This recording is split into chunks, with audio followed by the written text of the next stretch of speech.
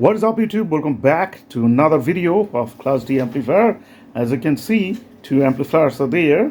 That's from LeAudio. It's a 2-channel amplifier without the tone control and all. And also it has a subwoofer out. And this thing is a 2.1 amplifier with tone controller and a lot of input, and also the subwoofer out is there, the pre-out and also the subwoofer out. So this is a huge one.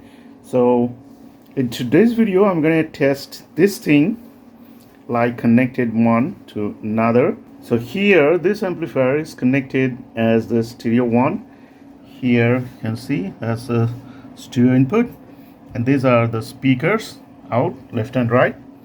As you can see, that's the right channel and that's the left channel right there. And this white one, RCA, that's the subwoofer out, which is going to this amplifier input here, RC input, and that's the left channel right there, which is connected to this 8-inch subwoofer right there. Today I'm going to use this as a subwoofer amplifier. I'm going to check it out how this thing is going to work. Well, the preamp subwoofer filter is right there. So after filter, the subwoofer out is coming from this amplifier going to this amplifier, and from there the left channel speakers are connected as the subwoofer out, and this one is for the subwoofer of this amplifier. So I didn't connect here, I have connected there, as these two are for the right and left channel. So I'm gonna check it out today how this thing works. The normal channel works as a subwoofer amplifier, and here you can see the treble at 0 and the bass is at full. So this thing is connected to my PC, and I'm going to play some songs here, and we're going to check the sound of it and also the bass from that amplifier.